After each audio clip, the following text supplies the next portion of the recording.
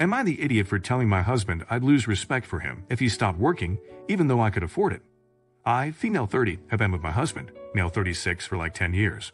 When we met, we both had crappy jobs and always agreed it would be 50-50 us struggling together.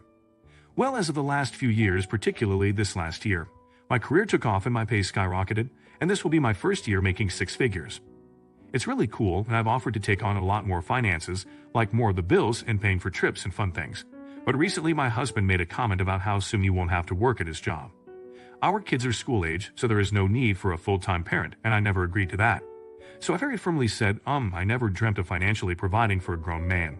If you stop working, I will lose respect for you. It got very silent, and I asked to be understood, and we were on the same page, and he said yes. I know my husband's dream is to just do his art. He has always done this on the side while working, but has never made money, and he has always dreamt of a way to make that full-time. Letting him quit working while I pay for everything feels like leeching. At the same time, that doesn't sound supportive at all of me. Was I off? How do couples in these situations handle it? I mean, yes, I could technically sustain us on my own, but I feel like improving my situation is no excuse for him to step back in his. I'd even be okay with him going part-time, but to be honest, I would expect a lot more to be done around the house. But that also makes me feel like some patriarch from the 50s, even though I'm a woman. Am I the idiot for telling my husband I'd lose respect for him if he stopped working, even if I can technically afford it? Not the idiot. He didn't discuss it with you. He just started saying how much he was looking forward to not working anymore. Like it was a done deal. These are things that need to be discussed and agreed on. And you are well within your rights to say you don't want to be the sole breadwinner, even if you make enough to do so. That would be a deal breaker for a lot of folks. You're the idiot. Couples usually handle these situations by having adult discussions about it. It's not cool that he made the assumption he could completely stop working. But why are you treating him like a leech? You should have had an actual conversation with him about it instead of saying something so extreme. You said yourself he's always wanted to make his art full-time. It's not like he saw this as his ticket to sit on the couch and play video games all day. Is she taking advantage of her husband? Let me know in the comments. Now. Would I be the idiot for keeping my baby away from my NIL? I'm a new mom of a now male 4 daughter, and one day a week my mother-in-law has cared for her so I can have a break and she can bond with the baby. She's a sweet woman and her heart is in the right place, but she hasn't been in contact with a baby in over 14 years.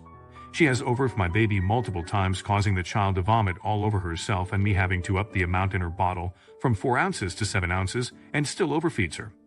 I can no longer keep up with that amount since my daughter is breastfed and would be drinking 10 ounces in one sitting. My mother-in-law treats her like a doll, carrying her exclusively and never puts her down. She yells at the baby to stop crying instead of trying to soothe her, rarely changes her diaper, and keeps her awake for hours. My last straw was today when I took my daughter home. She could barely keep her eyes open enough to recognize me, and when she did, she struggled to smile. She looked miserable. I had to change her and had to peel off the overflowing diaper, revealing dried-up poop up to her belly button. The baby had not been changed all day. She was crying while I cleaned her up and bathed her. Afterwards, she completely passed out within seconds of me holding her. I dressed her fully asleep. I don't want to lose my break or take away the bonding time with her grandmother or ruin the relationship between my mother-in-law. But it's for the sake of my child that I keep her during that one day a week, or only give fully supervised visits at least until she's older. Would I be the idiot? Edit. Yes, my husband knows, and is the reason why I stuck it out for so long. I'm not worried about losing my break, only about the relationship with mother-in-law. Not the idiot. You should stop the visits immediately. If you, as a parent, made your daughter lie in her poop for hours, you would be subject to a visit from the CPS, at the very least. So, why do you tolerate this? Getting a break isn't more important than your daughter's health. You're the idiot. That you let this happen to your child even once. What the actual frick, you need a break. Your child needs to not sit and poop all day, sleep, and not get screamed at for crying. It's appalling you let this happen more than once. You and your husband should be ashamed of yourselves. Not the idiot. Sending her back there would be knowingly exposing your child to abuse.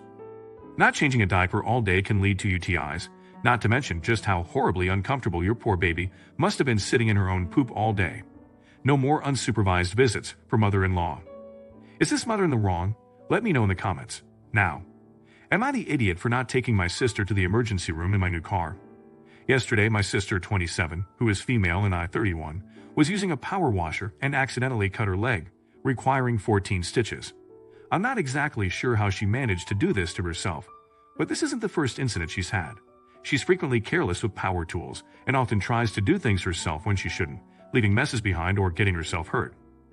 I was in her neighborhood visiting my friend when the incident happened, and I guess she saw my car across the street because she called me and asked me to take her to the emergency room.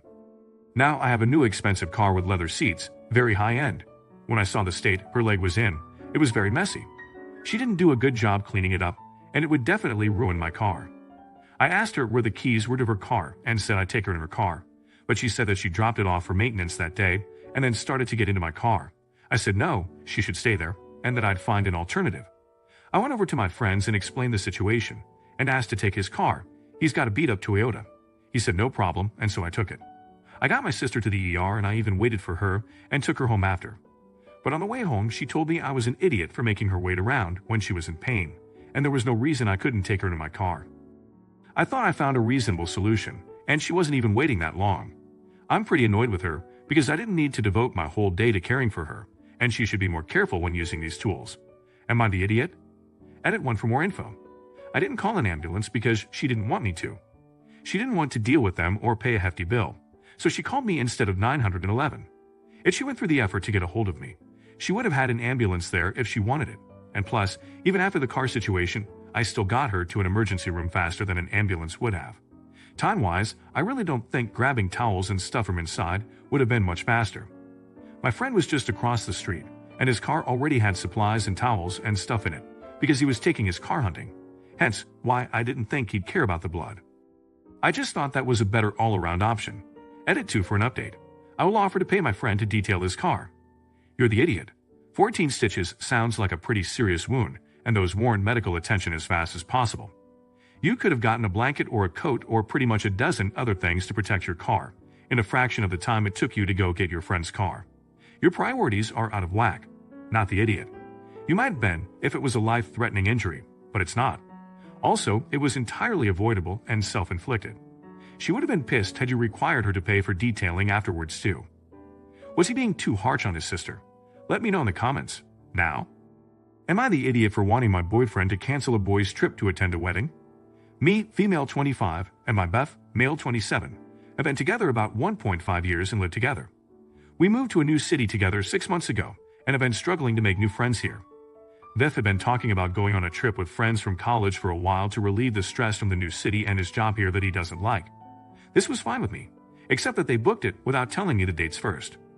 I found out a few days after the air and the flights were booked that it was the same weekend as my best friend's wedding. This wedding has been planned for the entire time we'd have been dating, and I am a bridesmaid, so I expected him to have a general idea of when it was, but when I brought up buying flights for it, he said, "Oh poop, is that this year?" He texted his friends about the conflict, and they said that I was stupid for making him go to a wedding, and they would be mad if he canceled. Now they are refusing to reschedule their trip, and he is choosing to go to the cabin with them instead of the wedding. Edit. Aaron should be refundable 4 months out, and he is the only one flying. I told him this was unacceptable, because he was the one who messed up the dates and the wedding was a prior commitment, and more important than smoking pot in a cabin with his friends. I didn't expect for the fight to go this far, but he is saying I'm making him choose between me and his friends. My POV is that his friends' behavior is neither my fault nor my responsibility, and they are choosing not to reschedule when they could.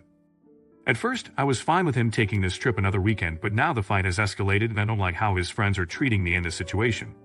I told Beth that they were immature losers that don't have real jobs and live with their moms, and if he chose them over me, then he wasn't mature enough to be in a serious relationship.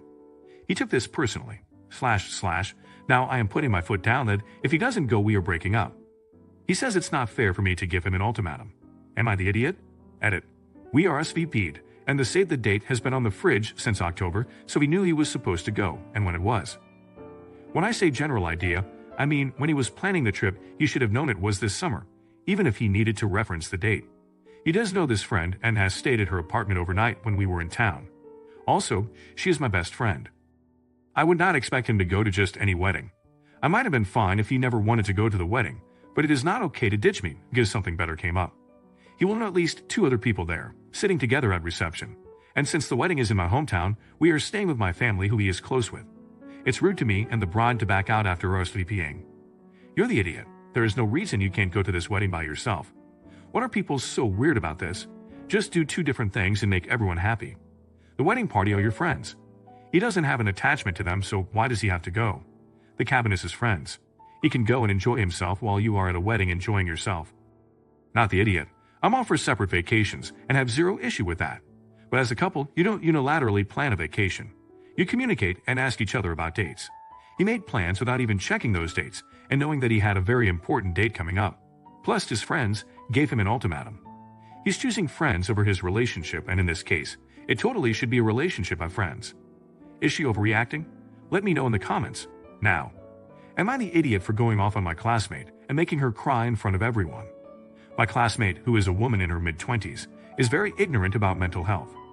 Unfortunately, the program is about 2 years old, so I, female 29, have to see her constantly, unless one or both of us drop out of the program. Last semester, I had panic attacks, enough to make me very physically sick for the very first time and missed classes for a week. My professors were understanding. My classmate tried to motivate me by saying she was anxious about classes but still showed up. I went off about how anxiety is not the same as panic attacks and she's not empathetic at all. This was in private. And well, I haven't had panic attacks since then, but I lost a foster pet due to a medical emergency on Monday. I'm grieving but doing relatively fine. My depression is acting up a little though. My classmate decided to comment about it yesterday and said how I looked depressed and need to cheer up in front of everyone. I looked dead in her eye and said I just lost a pet on Monday and have been diagnosed with depression by a licensed clinical psychologist. So thank you so much for the fake support and advice. I needed to hear that from someone who believes that panic attacks and anxiety are the same. My classmate started crying as my other classmates gave her looks and ran out of the class. She started DMing me through Discord and said how that's not appropriate, and I just said she shouldn't have dished something out if she can't handle someone doing the same. Am I the idiot? You're the idiot. You went nuclear on her for no reason. She wasn't being malicious, and you could have gently explained that her comment is really not helpful, and that you're going through a lot right now instead of making a scene and embarrassing her in front of her peers. You're the idiot, and rather ignoring yourself. Panic attacks are absolutely associated with anxiety, to the point that the medical health profession uses the terms anxiety attack and panic attack interchangeably. And panic attacks are regularly caused by anxiety. Did she take things too far? Let me know in the comments. Now, am I the idiot for giving my step-niece's gift to my niece? My brother remarried a few months ago. His new wife has a daughter, Sarah, who is around the same age as his daughter, Alina. My sister-in-law doesn't have a good job, so Sarah had a pretty tough life. Her birthday was about a week ago, so I decided to buy a laptop for her. I know she needs one for school and they can't afford one. I explained to Alina that I'm giving Sarah a better gift, not because I love her more, but because Alina has everything she needs and Sarah doesn't, and she understood. At Sarah's birthday, I gave her my gift, and she seemed very happy. However, I heard her bragging to Alina, telling her I don't love her. Alina kept telling me to shut up, but she kept going and I was furious. I asked Sarah to give the gift back and gave it to Alina. Her laptop was 3 years old, so she could use a new one. I told my brother that he doesn't dare take this away from my niece, and if he does, then he'd better remember to never ask me for any financial help, which he does regularly. My sister-in-law got extremely angry and called me an idiot and said I ruined her daughter's birthday. I told her her daughter ruined her own birthday, and this punishment is well-deserved. I will never sit here and watch someone bully my niece. My sister-in-law and her daughter think I'm an idiot, and I believe my brother agrees with them, but he doesn't say anything. Not the idiot. It's appalling that Sarah isn't grateful and realized how lucky she is to have a new aunt who cares enough to buy her an expensive gift. The bragging just made it worse. Don't give her anything good until she's learned her lesson, OP. You're the idiot. You explained to Sarah why you were giving Alina the laptop. Why didn't you talk to Alina about it as well? That was your first mistake. Your second mistake was taking it back. That's a total idiot move. You gave the gift, you don't get to take it back. Your third mistake was how you treated your brother. You are not the parents and you have no right to like you are. You should have told your brother and sister-in-law what you heard your niece Alina say and let them deal with it. Blending families with teenagers is a minefield, and you totally blew it.